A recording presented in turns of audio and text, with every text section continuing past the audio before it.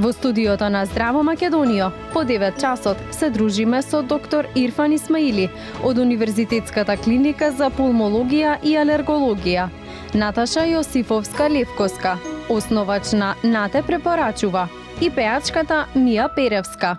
Останете со нас до 11 часот. Добро утро и во овој дел од денот. Верувам дека сте заедно со нас уште од рано изутрина од 6:45, така ќе биде во овој дел кога на трпеза обединуваме различни интересни разговори. Како што видовте во најавата, а и како што е ред, уште еднаш ќе се ги поздравиме гостите. Веднаш до мене Наташа Јосифовска-Левковска за прв пат во студиото на Канал 5. Наташа, добро утро и добро ни дојде. Добро утро, добро ве најдов. На средина од ова друштво доктор Ирфан Исмаили. Не за прв пат, но и како секогаш одлични разговори со вас, доктор Ирфан. Добро утро и добре ни дојдовте. Добро утро, благодарност за поканата, чест и задоволство е да бидам тука со вас уште еднаш. Поздрав до сите гледачи. И на крај, но не за крај, Мија Перевска. Добро утро и добре ни дојде за прв пат во студиото на Здраво Македонија. Мија. Добро утро и добро ве најдов. Не е за прв пат, но секогаш е огромно задоволство. Поздрав до сите што на гледаат. Така. Се дружиме и денес. Така е. Мија, да започнеме со тебе. Од едно интровертно дете до млада дама која ги освојува сцените не само низ Македонија, на секаде каде и да настапуваш. Како се случува ова да, интровертноста, затоа што многумина од деца се различни, но прераснуваат, имаат интересна кариера која плени? Така е, тоа е голема работа на себе, пред се излегување од сопствената комфортната зона. Да, нели тоа се поминува во текот на тинеџерството, се до раните 20 години и се уште се соочувам нели со секакви предизвици пред настапите кога си поинтровертен карактер, но со доста вежби на себе некако се чувствувам како секој пат одам чекор понатака. Подалеку. Да, од тоа каде што сум и благодарна сум за тоа што, нели? Сите треба да работиме на себе. Така, имаше привилегија да си дел од една театарска представа "Животот е", чија приказна е раскажана од Ристо Вртев во режија на Наташа Поповска. Па, што е животот, Мија? И што представуваш оваа театарска представа за тебе?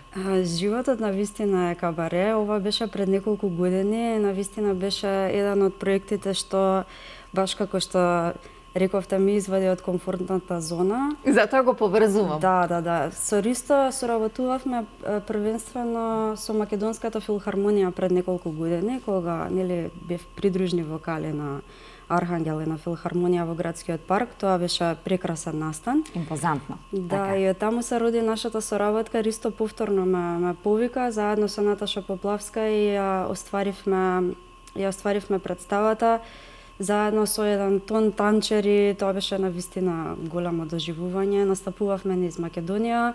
Тоа беше модерно кабаре со крафтверк музика. Интересно. Како идеме, нели, мен машин, константно животот оди натака.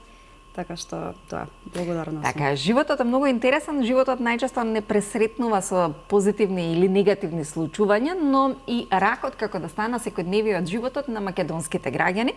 Па тука ќе го надоврзам за жал или доктор Ирфан, каде што ракот на белите дробови се уште е можеби меѓу најчестите и најсмртните карциноми, доктор Ирфан. Па зошто оваа болест останува толку голем здравствен предизвик? Од една ведра на не толку ведра тема. Да, види, ние како лекари секојдневно се соочуваме со разни диагнози и проблематики. Последниот период најзагрижувачки е и ракот на бели дробови, кој за жали во светски рамки е најчест диагностициран карцином во светот и е најчест причинител за смртност поврзан со малигните болести. Така да, последните статистики се дека годишно се заболуваат околу 2,4 милиони луѓе, а умираат околу 1,8 милиони луѓе.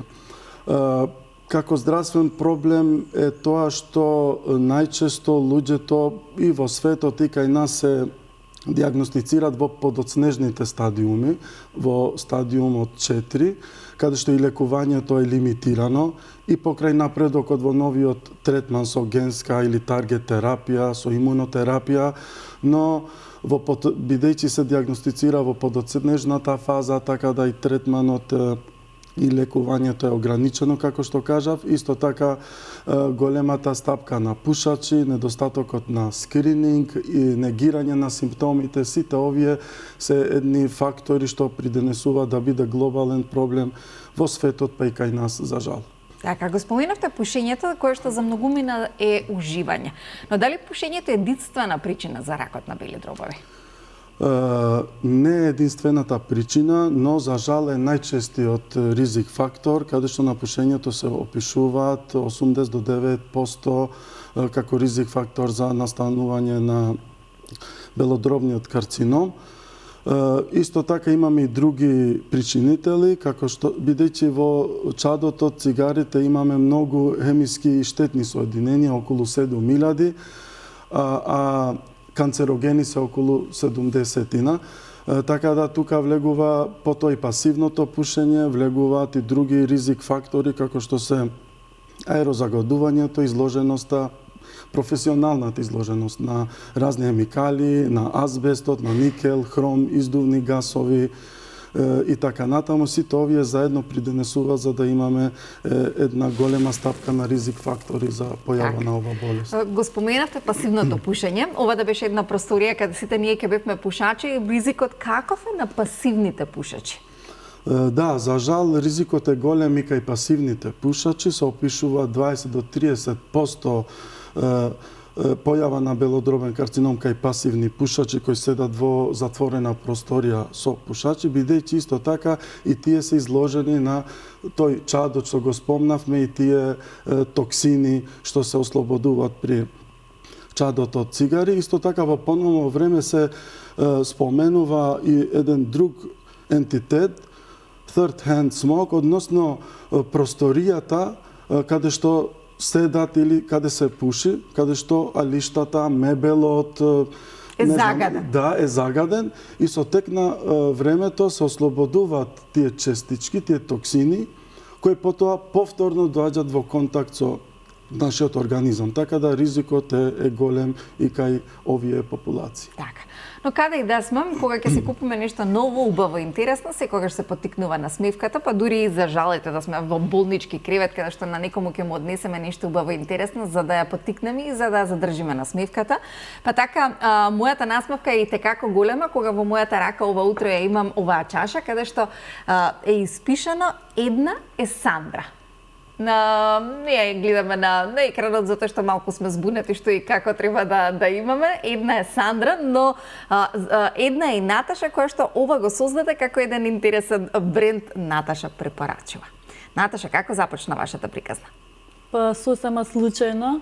Од секогаш сум сакала да подарувам ваков тип на подароци. Едноставно ми било уникатна темата, мотива, сепак е нешто лично што може да се подари. Значи може да се напише нешто конкретно, тоа што сакаме и затоа баш почнав да се бавам со ова. Како бренд започнавте по базари во голем дел од нашите трговски центри, особено за празниците, кога станува збор за 8 март, околу Нова година. Често пати знаеме да видиме многу кои што се дел од онаа рачна изработка. Колку во Македонија ова се цени и колку за вас беше соочување со една нова група и маса на луѓе кои што постојат во Македонија и тоа го прават генерации наназад? Па да, се соочив со некоја нова dimenzија на пријателства, на контакти. Учеството на базарите ми отвори нов канал на дружби. Интересно е што луѓето, кога има потреба, значи најчесто за 8 март, Нова година, Secret Santa, тој период, имаат обврска, никош дури се нервираат, морам да купам. Меѓутоа, повеќе ми е драго кога е со кејф купено, со љубов за саканата, например, за мајка, пензионирање и слично. Така, многу поводи. Да. Мија сте добили ли нешто што е рачно изработено за вас, каде што сте имале посебна емоција за истото? Да, често добивам. Моето семејство е огромен љубител на рачни изработки и претежно целиот инакит и све што поседуваме рачна изработка лично за мене направена, така што знам колку значи тоа. И е навистина нешто посебно и сите треба да поддржуваме рачна изработка, бидејќи се вреднува и цени во светот многу повеќе. Треба да го земаме тоа како пример. Кога го споменавте семејството, неизоставено е да го споменаме вашиот татко, кој можеби го моделираше она што вие сте денеска, па колку стоењето на сцената зад него денеска направи да сте вие на сцената во фокус? Токму така. Татко ми препозна во мене дека има интровертно дете кое што сака да излезе на површина, но не знае како, и така започна нашата приказна. Ајде дојди, види, пробај, опушти се, види дали прво ќе ти се допаѓа. Ми вика, јас сметам дека треба да си на сцена, само ти сметаш дека не треба да си на сцена, бидејќи мене повеќе позадинските нешта ми се допаѓа, креирањето музика, не ми беше важно да бидам во фокус напред. Но со таа кариера некогаш тоа мора да се протега и на таа страна, да бидеш напред.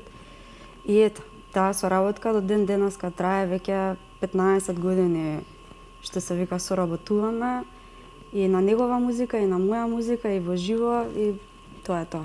За оние што не знаат, вашиот татко е Никола Перевски Пере од Нокаут, за оние малкумине што не знаат, но кој е советот кој што ви го дал за сцената, кој е советот што ви го дал како татко, кој секогаш ви одзвонува во глава, неминовно во која фаза од животот се наоѓаме? Кај нас работите се испреплетени, и татко, и кариера, така што секогаш е истиот совет. Све што правиш, прави го од срце и прави го вистински, затоа што вистинските работи траат, а тоа што не е многу брзо минува. Биди истраен кон себе и секогаш е истиот совет, секогаш бил и веројатно ќе биде. И ќе остане. Така, најубаво е да сме искрени кон себе си. Доктор Ирфан, кој е вашиот совет кој што секогаш ви одзвонува во глава пред операциона сала, кога ќе влезете во операциона сала како лекар, како некој кој што има она заклетва пред пациентите? Па да, видете, професијата е таква, пред се хумана. Така. Нели порано ја викавме и таа Хипократовата заклетва, така да нашата цел и нашиот мотив е да помогнеме на луѓето, бидејќи тоа што го гледаме секојдневно е жално за народот, за нашето население, така да тоа не прави појаки кога гледаме дека им помагаме колку што можеме на луѓето, така да тоа ни дава повеќе мотив за понатаму да продолжуваме и да напредуваме во професијата. Кога зборуваме за вашата специјалност и за ракот на белите дробови, колку може долго време да немаме никакви симптоми? Да, за жал имаме често појава на пациенти кои што немаат и симптоми, односно немале симптоми, а веќе се во некој напреднат стадиум. Тоа е заради тоа што белодробието или белодробниот паренхим, ние што го викаме, се без сензори за болка, да кажам, или за некои други симптоми, така да некогаш, особено кога се, да кажам, тие периферни тумори ги викаме во белодробието, знаат и тоа како да бидат и асимптоматски. Често имаме појава, односно пациенти кои што отишле да се снимат за некоја друга анализа, па виделе дека имат нешто на белите дробови, или за жал се појавуваат на лекар кога имат веќе проширена болест со други симптоми, односно со метастатска болест и со некоја друга симптоматологија од друг орган, па затоа се појавуваат и на лекар. Така, колку е да упатиме апел, дали можеби доколку постои скрининг за лицата со висок ризик, особено ова може навремено да се открие и да придонесе за едноставно кажано за здравието на целиот народ во Македонија? Да, за жал кај нас се уште нема воведено скрининг за бели дробови, за карцином на бели дробови, а тој како и многу е неопходен, особено кај нас, бидејќи знаеме дека сме пушечка нација и плюс ги имаме и другите ризик фактори како аерозагадувањето, индустријата и така натаму. Во светот, каде што е воведено скрининг, особено имаме две последни студии во Соединетите Американски држави и европската студија, Нелсон студија во Белгија и Холандија, каде што се после резултатот од скрининг кажува дека се намалува смртноста до 30%. Што представува скрининг? Скрининг за карцином на бели дробови представува снимање на белите дробови со компјутеризирана томографија со ниска доза кај ризична популација, односно кај лица од 50 до 80 години кај актуелни пушачи или кои луѓе што пушеле до 15 години. Исто така програмите се прават и врз основа на другите ризик фактори, така да може да се прошири листата на ризик фактори и на лицата кои што треба да бидат скринирани. А тоа е добро што со тоа снимање ние би го фатиле туморот во ран стадиум, во први, втор стадиум, каде што и може да се оперира и тоа да биде крајно решение, односно крајно лекување за тие болни. Така. Да зборуваме малку за музиката, за Месечевиот сјај. Ова е дело кое што го создадовте со вашиот татко, па да зборуваме малку повеќе за истото. Мија. Да, тоа е наша прва соработка, каде што нели и двајцата се појавуваме комплетно како автори во песната. Супер искуство беше, бидејќи дома, нели секогаш кога твориме заедно, ова некако испадна комплетно над се до сега што сум слушнала дека он го искрирал како тема, веројатно инспириран од мојата музика. И некако се надополнивме еден со друг. Ајде да го додадеме ова, ајде да го додадеме тоа. И веќе вокалите кога ни се поклопија, песната си доби сосема друго значење. Нешто што требаше да биде тема за нокаут, комплетно ја превртавме и ја преработивме во нешто што е ново со модерен звук. Така е. И многу ми значи остварувањето на соработката и нешто ете во нашата фамилија што ќе остане како значаен дел. Верувам дека уште многу дела ќе останат во вашето семејство и уште многу дела кои ќе бидат токму од под палката на Мија и Перен, но кој ви инспирира? Локално, а кој ви инспирира на страна од вашиот татко, кој што верувам дека е секојдневие и од легенди кои што можеби и веќе не се меѓу нас, а сте ги слушале како музика, како автори и како се оно што го правите?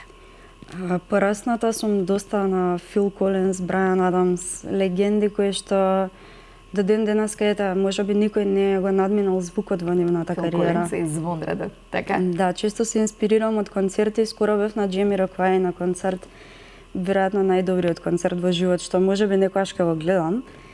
Тоа се сериозни артисти и музичари. Почесто се инспирирам од светската сцена, морам да признавам. Бидејќи нели ние сме помала држава, помал ни е капацитетот за создавање, но исто така имаме извонредни квалитетни музичари.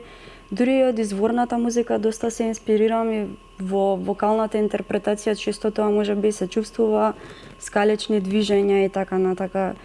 Така што влијанијата се многу измешани и целосни. Слушам секаков тип на музика, ќе го изоставам само турбо фолкот.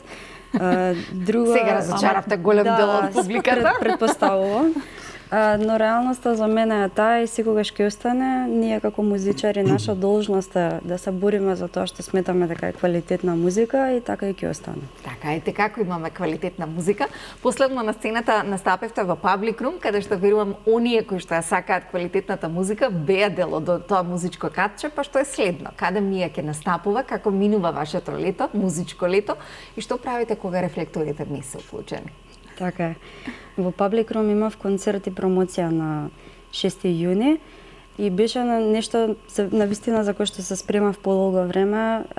Беше доживување комплетно, Фанк Шуи ни беа гости, бидејќи они ми се блиски соработници.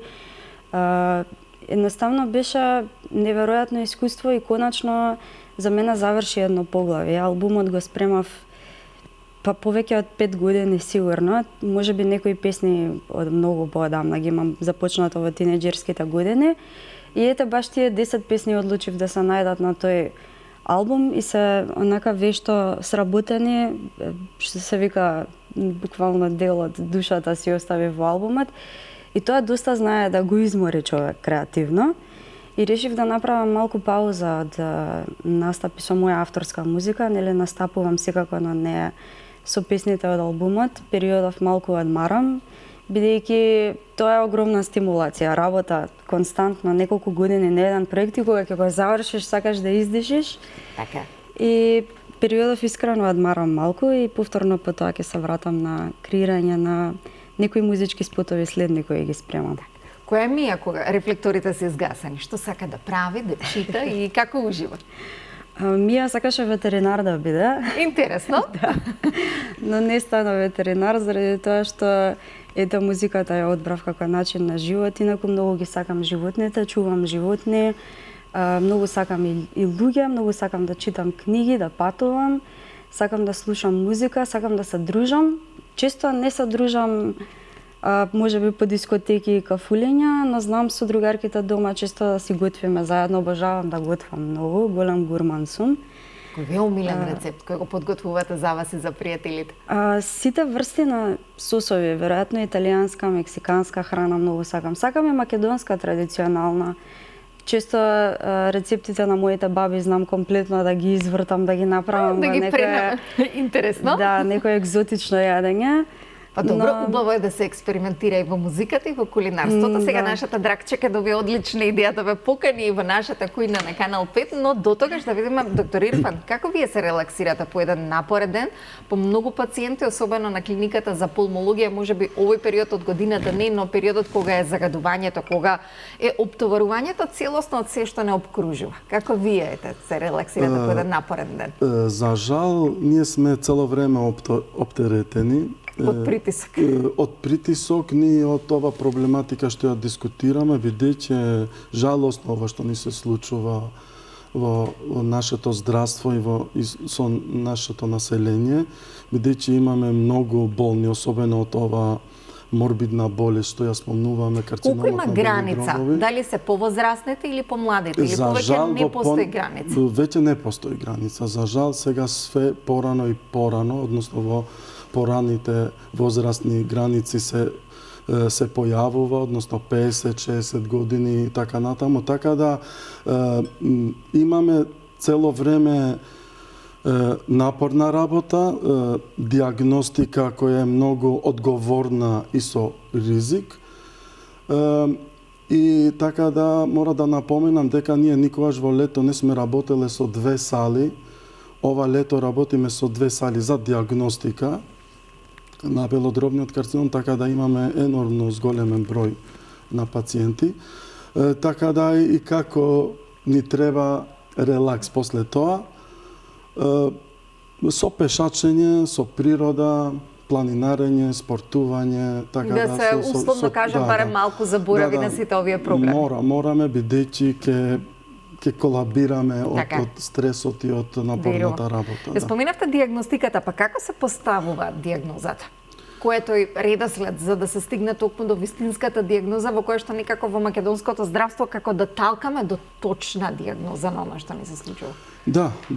Прво една битна работа е препознавање на симптомите, односно да не се игнорираат симптоми, секоја пролонгирана кашлица, која трае повеќе од 3 недели, која што го менува интензитетот и карактерот, треба да се јави на лекар и да се прават анализи, особено кога таа е придружена со искашлување на крв, кога е придружена со недостаток на здив, да кажам, отежнато дишење, губиток на тежина и така натаму. Прво треба да се препознават симптоми, односно да не се игнорираат, бидејќи нашиот народ генерално ги игнорира. Кашлам зашто пушам, не можам, имам замор бидејќи немам кондиција, поголема тежина. Имам хроничен бронхит, да кажам, па така ми е тоа, така да имаме игнорирање, тоа е еден исто така фактор за доцна диагноза.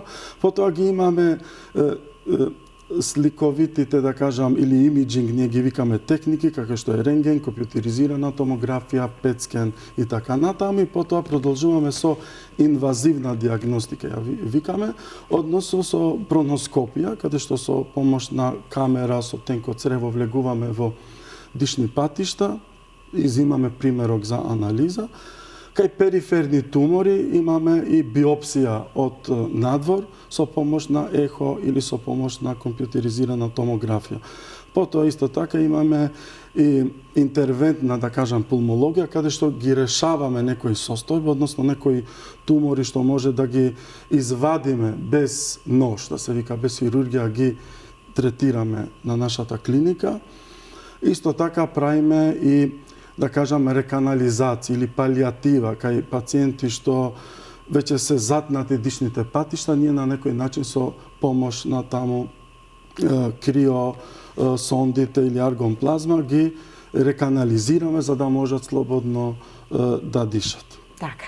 Слободно да дишаме по сите овие проблеми и предизвици кои ни ги наброја доктор Ирфан. Нате, да се вратиме на убавите работи. Ако ги игнорираме проблемите кои што не обкружуваат, не ги игнорираме убавите работи. Што најмногу ве инспирира и што најчесто креирате во овој дел од годината? Колку летото е ваша инспирација?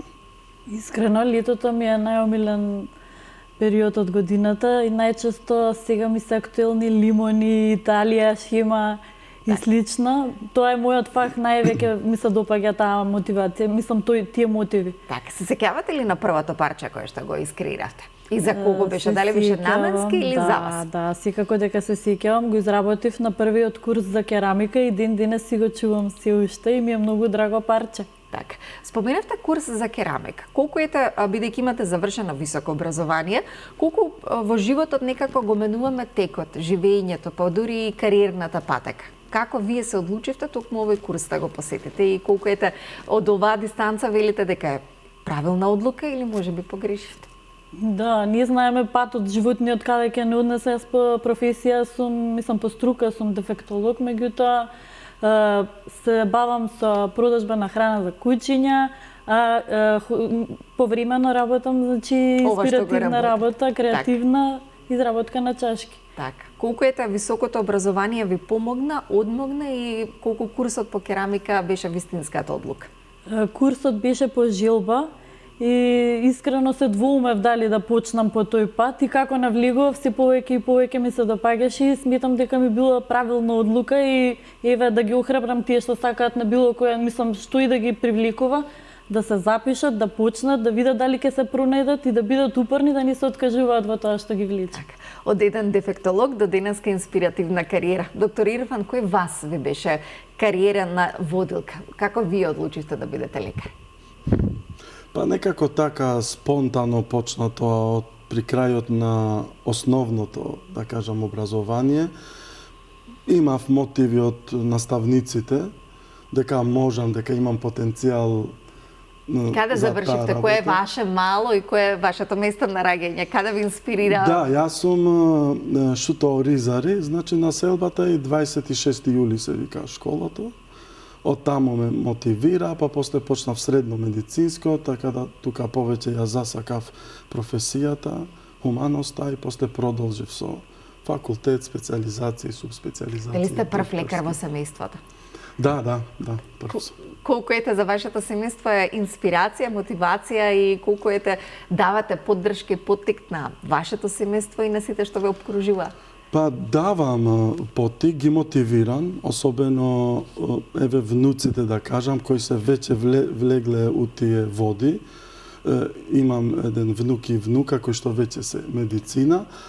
Моите деца се уште мали, но не ја сакаат, мислам дека професијата гледајќи ме. Да, гледајќи ме мене. Го вашето секојдневие. Да, секојдневието, така да тие најверојатно дали ќе можам да ги мотивирам, ќе видиме, но најверојатно нема да продолжат, ќе видиме. Уште се мали, да. Мија, за сите кои се да раскрсница, да одберат кариерна патека, кои се предизвиците во музиката и дали може да се живее од музиката во Македонија? Тоа е многу тешка тема, затоа што на дневно ниво секој музичар се соочува со предизвици во Македонија. Прво, немаме продукции овде.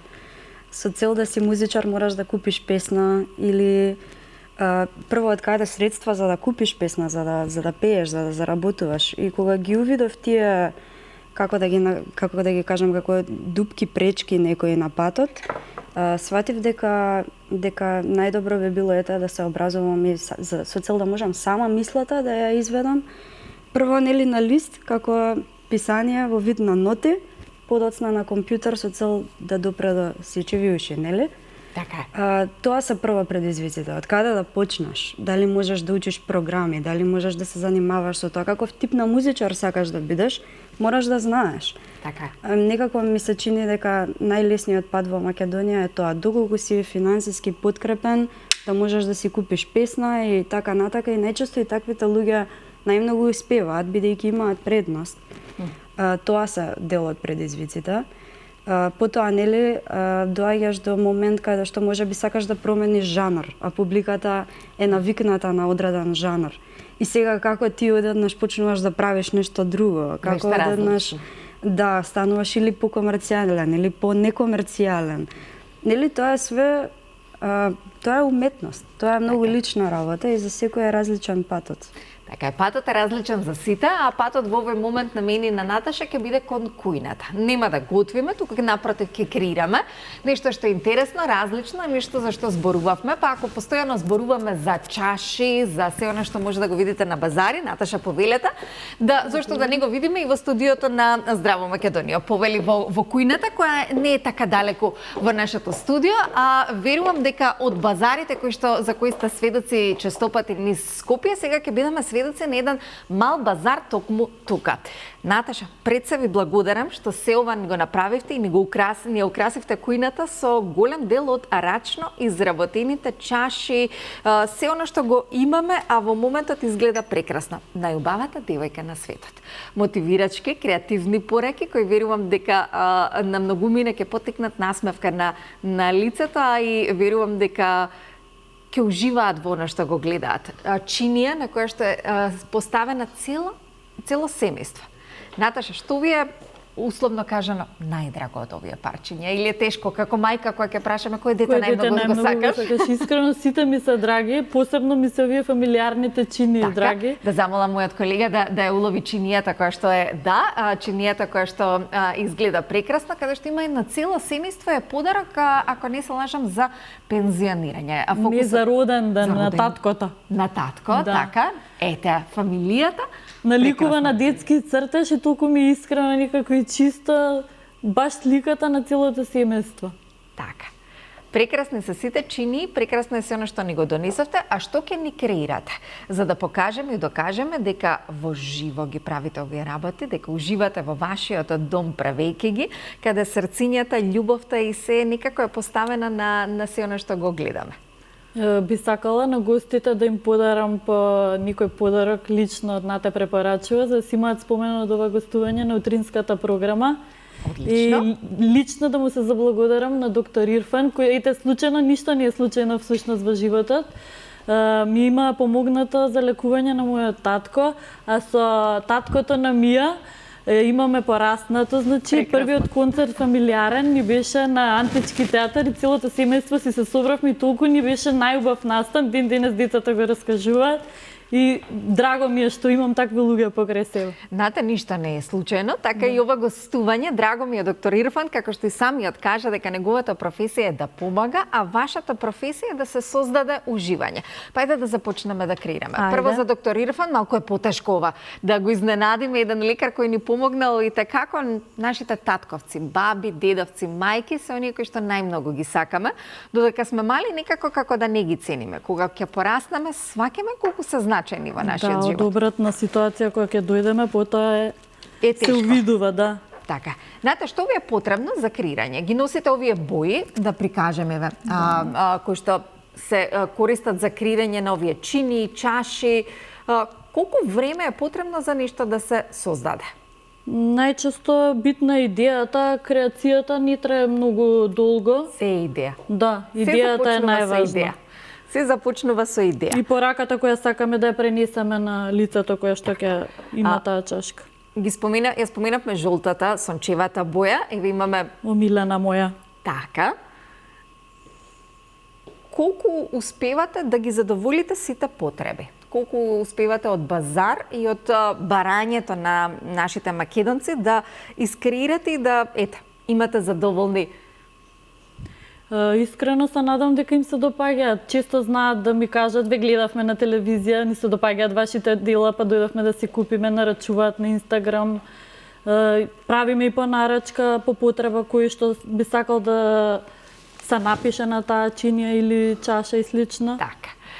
Нате препорачува. Ната ни препорачува убави работи. Како што спомена и таа, верувам дека ќе ја најдете на Инстаграм страницата Ната препорачува, а таа во меѓувреме за време на реклами ќе направи уметнички дел за нашата прекрасна Мија и извонредниот доктор Ирфан, кои лично и помогнале за се она што нејзи е потребно. А ние вам ќе ви помогнеме да си направите шолја кафе и да уживате со нас.